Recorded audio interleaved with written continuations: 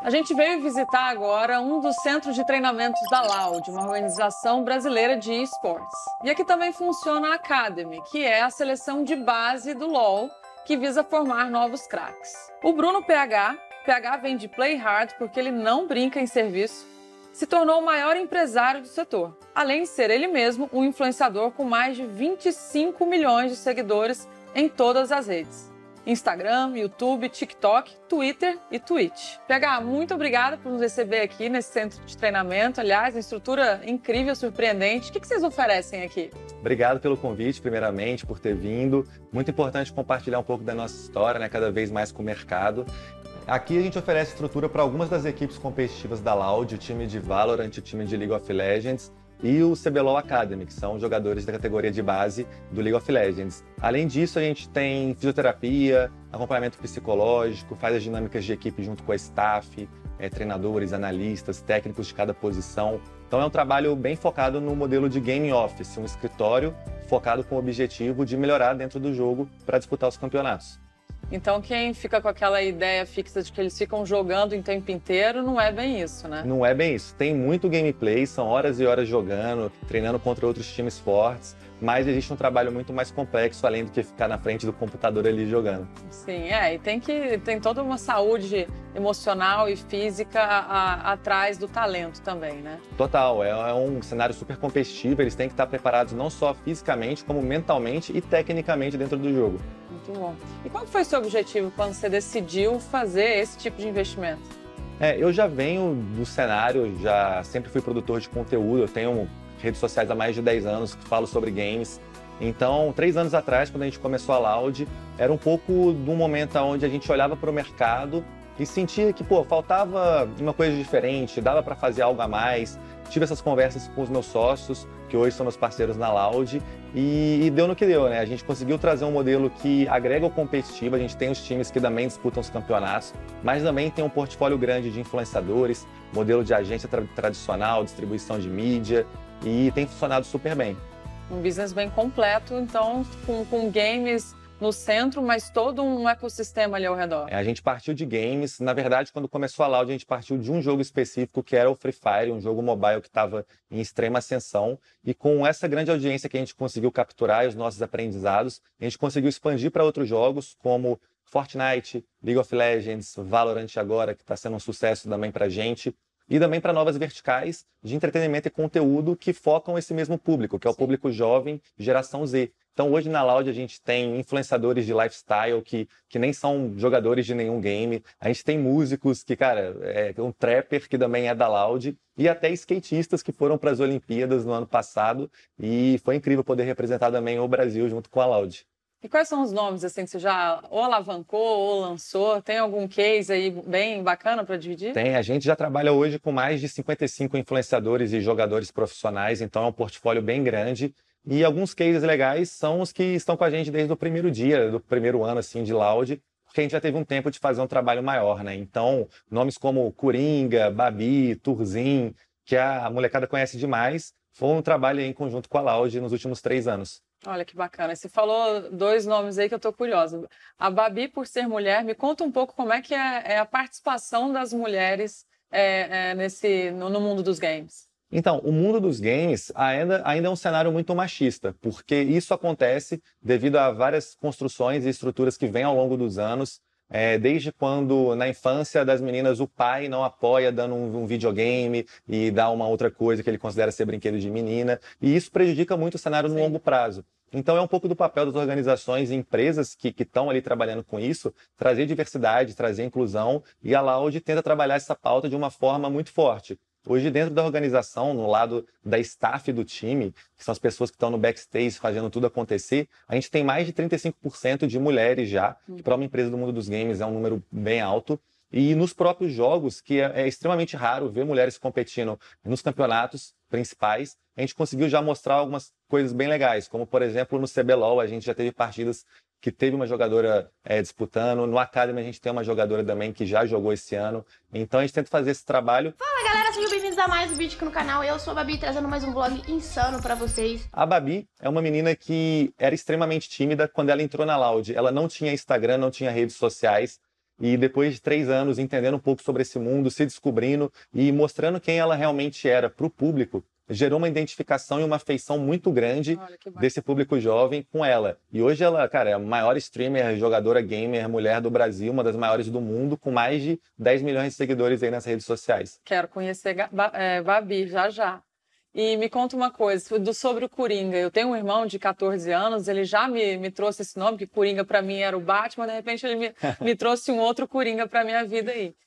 Me conta um pouco sobre, assim, precisa ser um bom jogador para fazer sucesso? Ou se você não é um jogador nível olímpico, se a gente fosse fazer a analogia, se você ser um bom comunicador e tudo mais, também funciona? Como é que você avalia essas diferentes habilidades? Eu tenho total convicção que para trabalhar com games hoje não precisa ser um jogador profissional que manja tudo e tem a técnica absurda dentro do jogo, mas e sim ser verdadeiro e ter algo que você pode se relacionar com a sua audiência e mostrar para eles e agregar na vida deles. Essa é a grande vantagem do mercado dos jogos. Se você compara com os esportes tradicionais, jogadores de esportes tradicionais ditaram a cultura do consumo e do comportamento das gerações passadas.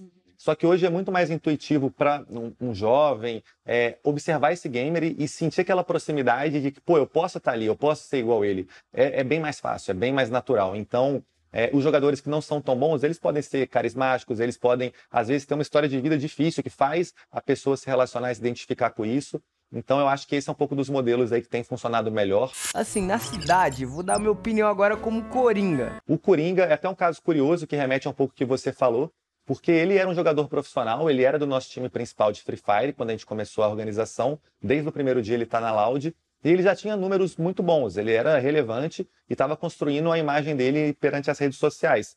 Só que ele realmente estourou muito depois que ele parou de jogar competitivamente e conseguiu se dedicar mais às streams, às transmissões ao vivo, que realmente era onde ele mostrava para o público como que ele era, que é um menino carismático, mineiro, brincalhão, e a galera sentiu essa identificação com ele e abraçou muito, e foi aí que os números dele alavancaram. Hoje ele é um dos 5 maiores streamers da Twitch, ele já foi considerado em alguns meses o maior streamer do mundo em horas assistidas, então realmente é um cara que está fora da curva hoje no mercado. E vocês conseguem identificar essas habilidades que às vezes você tem hard skill, soft skill, né? Então, estando num centro de treinamento e tendo toda a estrutura que vocês têm, existe esse olhar também para identificar habilidades que podem ser aproveitadas profissionalmente depois? Com certeza, o trabalho na Loud, um dos valores até da própria empresa que a gente tenta pregar para todo mundo que está querendo viver do sonho e de algo que é considerado hobby, né, até as gerações passadas, é que assim, você pode fazer o que você quiser, realizar os seus sonhos, viver disso, sempre sendo uma versão melhor de você mesmo. Então, a gente sabe que ninguém chega pronto. A Babi, lá no primeiro dia, ela não gostava de redes sociais, de postar foto, e hoje ela é super relevante nas redes sociais. Coringa achava que era jogador profissional, depois ele se descobriu em uma outra área. Então, é meio que entender o que sempre pode ser melhorado, o que ele já tem de muito bom que pode ser melhor aproveitado e trabalhar em cima disso. É esse trabalho que a staff toda que está ao redor tem que estar sempre instruindo de forma profissional e técnica para que eles saibam ter sucesso cada vez mais na carreira. Isso para quem já está aqui, né? Mas como é que vocês fazem a seleção para saber quem que vai entrar, né? Existe um processo seletivo e o que vocês avaliam? A seleção que a gente faz para adicionar talentos na Loud hoje, fazer os famosos anúncios que o pessoal fala muito na internet, eu acho que vai por 2 caminhos. Um caminho é uma pessoa que já é relevante, seja dentro de um jogo competitivo ou nas redes sociais. Então a gente consegue ter ali um portfólio, a gente consegue ter cases de que aquela pessoa realmente sabe fazer um bom trabalho, e aí a gente faz uma proposta de abraçar com a nossa estrutura esse profissional também. E o segundo caso é observar realmente na base, na raiz da comunidade, campeonatos amadores, pessoas que estão se destacando, aonde a gente vê um potencial muito grande de trabalhar do zero e conseguir construir algo que tem um retorno multiplicador potencial muito maior para todo mundo, né? Mais fácil de mexer no ponteiro ali desse tipo de pessoa. Entendi. E dá para viver de games? Qual que é a média que se pode tirar aí, óbvio, dependendo dos estágios aí do começo até um profissional do game que já está mais lá na frente? Sim, com certeza dá para viver do game. Hoje isso já é realidade, já não é nenhuma dúvida mais. E são diversas profissões, né? Porque como eu falei na Loud hoje, em todas as nossas empresas são mais de 350 funcionários e cada um faz uma coisa muito específica, mas coincidentemente a grande maioria ama games. Então se o cara é um designer, ele vai fazer design de peças ali visuais, focadas nos jogos, nos ídolos dele às vezes. Então existem várias profissões. Desenvolvedor de games é algo que está super em alta. Normalmente, o cara que tem a capacidade técnica, né, de trabalhar com isso, consegue entrar em empresas que são muito relevantes, que são extremamente capacitadas, que têm um potencial aí financeiro muito alto e conseguem viver de games dessa forma também, sem ter que jogar nada ou ser um influenciador aparecer na frente das câmeras. E existe também essa parte de talentos, né? Então, jogadores, influenciadores, streamers, que também são extremamente bem pagos quando são talentosos e conseguem gerar valor também para os parceiros comerciais. Mas, com certeza, dá para viver de games muito bem, ajudar a família, são as profissões do futuro, né? Uma coisa que é muito curiosa é que quando eu estava começando na internet, ainda era algo que não sabia se ia dar certo e eu fiquei muito receoso, até terminei, eu sou formado em ciência da computação, meu sonho era fazer games, e acabou que eu fui trabalhar com isso, mas eu desviei um pouco do caminho. Meus pais não entendiam tanto no início, e ao longo do caminho eles foram entendendo uma nova realidade, um novo universo. Cada vez mais foram me apoiando nisso. E hoje a gente tem essa experiência, essa bagagem, para explicar isso para talentos que às vezes são tão novos quanto um Turzinho, que tem 13 anos e a gente contratou ele na Loud. Tem que convencer os pais, explicar para os pais, né? Então, você teve um estágio aí de como convencer os seus próprios pais, seus pais para entender esse novo mundo e apoiar, né? Porque realmente os pais de um adolescente de 13 anos entender ali, já convive com aquilo em casa, mas de repente fazer daquilo uma profissão, né? É complicado. Tem uma história que é muito legal, que, por exemplo, uma menina da Loud, que é a Voltan, que também é super famosa, faz um ótimo trabalho aí.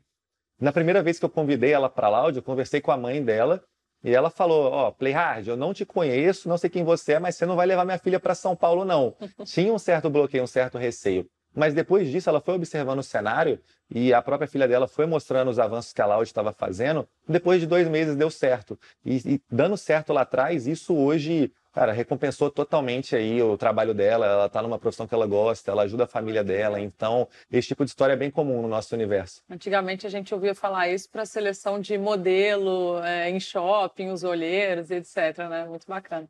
E assim, vocês já receberam contatos de marcas vindo atrás de talentos mais para profissões dentro de outras empresas, assim, ou seja, profissionais que talvez não vão seguir a carreira gamer, mas vão ser desenvolvedores, etc. Tem esse tipo de approach também ou nunca teve? Na Loud não tem muito, mas o que a gente percebe algumas vezes é que talvez algumas pessoas começam a carreira observando e se inspirando em algum ídolo deles na internet. Então, um jogador profissional, por exemplo, aí ela começa a jogar, tenta tornar muito bom no jogo, e às vezes é difícil, é complicado. E aí a pessoa acaba descobrindo no meio tempo um outro talento dela dentro do universo de games, que ela consegue encontrar uma profissão e se desenvolver nisso. Na Loud tem muitos casos assim, que hoje são posições de liderança da empresa, que já tentaram ser jogadores profissionais e agora migraram para o lado mais corporativo e backstage. Olha que legal.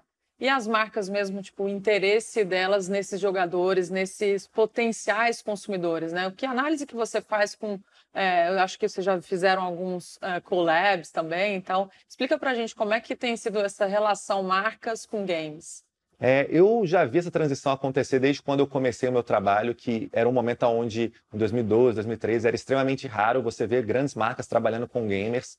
Mas hoje, finalmente, a gente já passou desse estágio de validação e de testes e já é realidade. O mercado de games hoje já movimenta mais de 180 bilhões de dólares ao redor do mundo, já é uma das verticais de entretenimento que mais engaja com o público e dita os hábitos de consumo dessa comunidade, principalmente o público mais jovem, e as marcas já perceberam isso. Então, até com a pandemia, nos últimos 3 anos, as marcas foram um pouco forçadas a migrar um pouco dos modelos mundo físico real para o digital. E aí todas conseguiram mapear que o universo de games era algo extremamente benéfico e promissor para o trabalho das marcas. A gente também tem parceiros sensacionais, como por exemplo a própria Druid, que ajuda a desmistificar um pouco desse mercado e falar com a linguagem das agências e marcas antigas, né, tradicionais, conectadas ao universo gamer jovem, que é a Loud.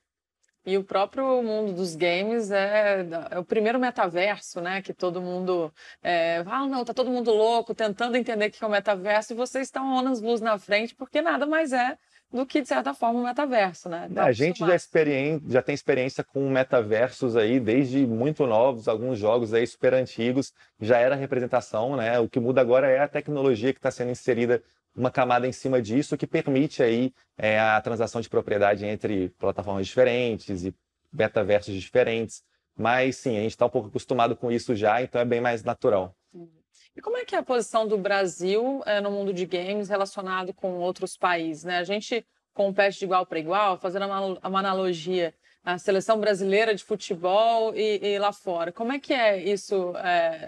Que análise que você faz comparando um pouco isso? Tem alguém torcendo pro Corinthians e pra Laude?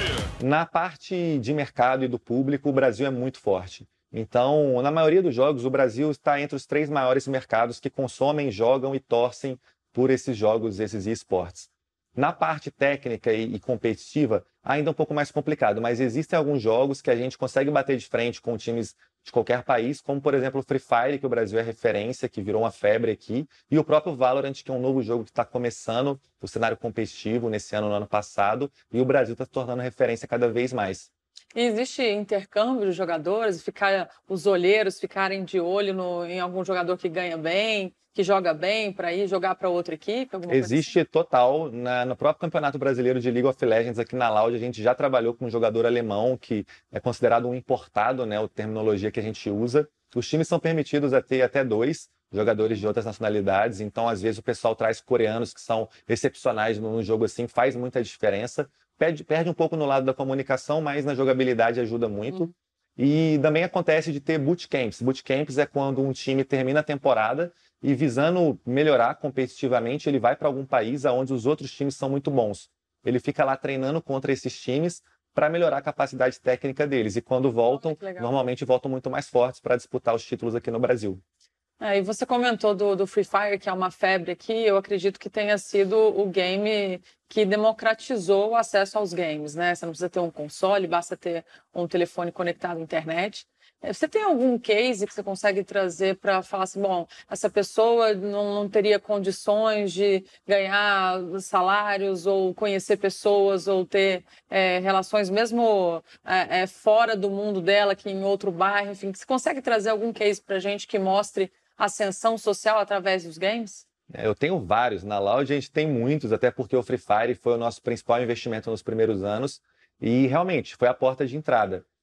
Até então, os jogos competitivos, os que davam para realmente você viver disso, necessitavam ter um computador gamer, que a gente sabe que é um ativo aí caríssimo, que a maioria dos brasileiros não tem essa realidade de estar adquirindo. Quando a porta de entrada acaba virando um celular, ainda mais um jogo leve, que quase qualquer celular consegue rodar, democratiza muito.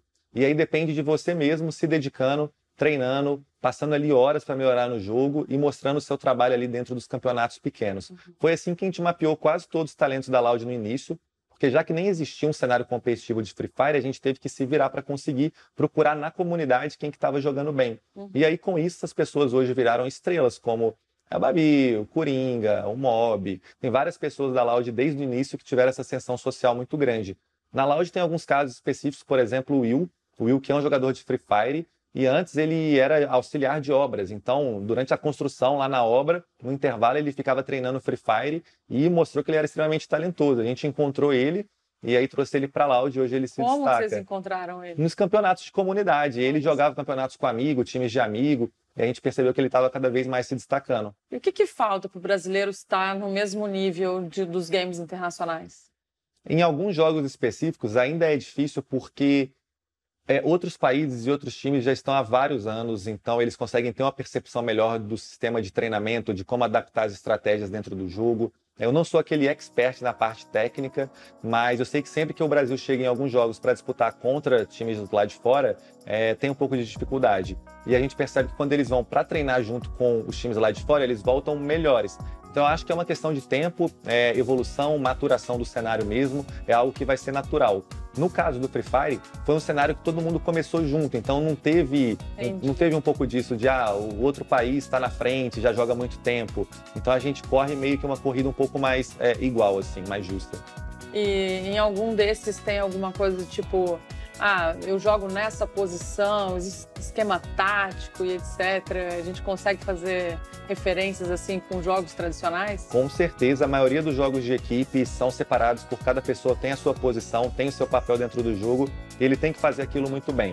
Não é na loucura, cada um vai ser bom individualmente e vai dar tudo certo. Pelo contrário, existem times que individualmente são muito piores do que os outros e acabam ganhando na parte da coesão da equipe, estratégia e tática. Então, games hoje é muito mais do que só habilidade, individual, reflexo, e é muito mais sobre grupo nos jogos que são de equipe.